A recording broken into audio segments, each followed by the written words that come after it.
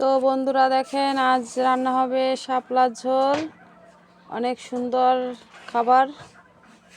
তো দেখেন আমি শাপলাটা ছাড়াই।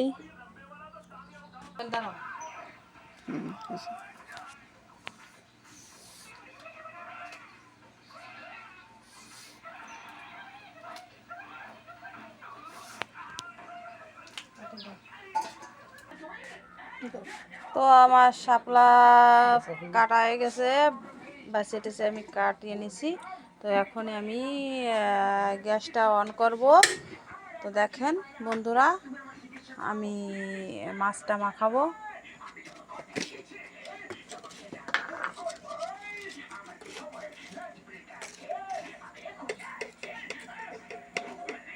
আমি দিয়ে দেবো পরিমাণ মতো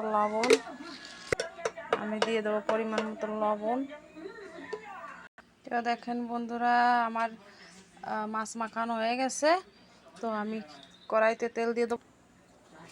আমি তেল দিয়ে দিচ্ছি।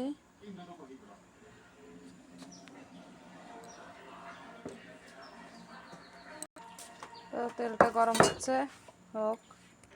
তো আমি মাছ কাটা দিয়ে দেবো তেলে। দেখেন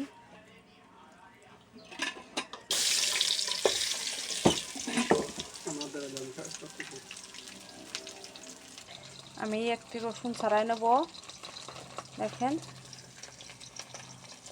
তো রসুনটা আমি ছাড়াই। তো আমি রসুন কটা কেটে নেব একটু বেশি করে।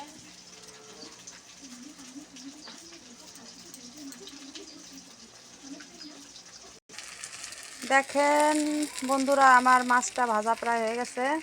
তো আমি এখানে তো আমার মাছ ভাজি হয়ে গেছে। দেখেন,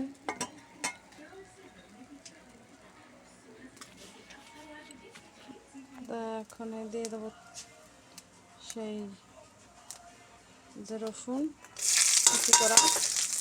তো রসুন কুচি করা দেওয়ার পরে দিয়ে দেবো কটা জিরা। তো ভাজি হোক।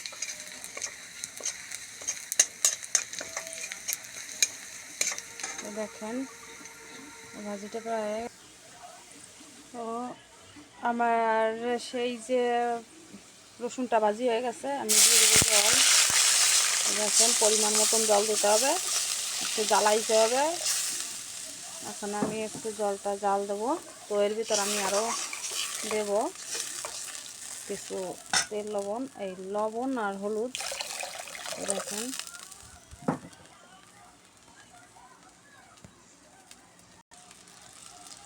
এর ভিতর দিয়ে দেবো পরিমাণ মতন লবণ।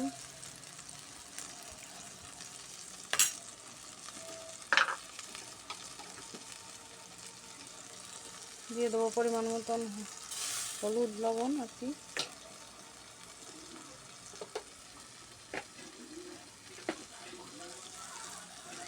তবে নাড়াচাড়া দেবো। দেওয়ার পরে কিছু সময় জলে জাল দেবো, 5 মিনিটের মতন জাল দেবো। তো দেখেন জলটা জাল হয়ে গেছে প্রায়। খুব সহজেই শাপলার ঝোল, অনেক টেস্ট শাপলার ঝোল।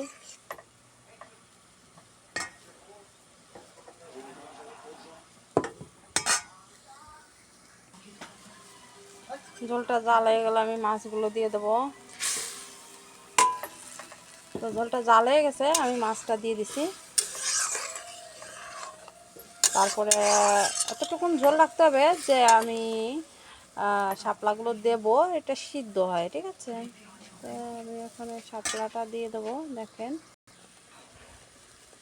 তো বন্ধুরা আমি শাপলাগুলো দিয়ে দেবো। দেখেন প্রথমে দেওয়ার পরে মনে হবে যে আমার শাপলাগুলো হয়তো বা সিদ্ধ হবে না, কিন্তু পরে শাপলা একটু জলও থাকে আর কি। বেশি জলটা এতে টানে না, এর গাতে আরও জল ছাড়ে। তো দেখেন হবে আসতে। তো একটু জাল হোক। আমি এর ভিতরে দিয়ে দিছি কাঁচামরিচ। তো দেখেন কাঁচামরিচও দিয়েছি। তো জাল হোক। দেখো বন্ধুরা, জল ছাড়িতেছে শাপলা থেকে। তো এখানে নামাবো আমি। একটু সময় এখানে কাট করে। তো দেখেন বন্ধুরা শাপলা ঝোলটা হয়ে গেছে। তো আমি এখানে নামাবো। আমি আসলে শাপলা ঝোল আমিও পছন্দ করি, আর আপনাদের যদি পছন্দ হয় তাহলে লাইক এবং কমেন্ট করবেন। দেখেন বন্ধুরা, তো আমি গ্যাসটা অফ করবো। তো আমি নামাই নেবো।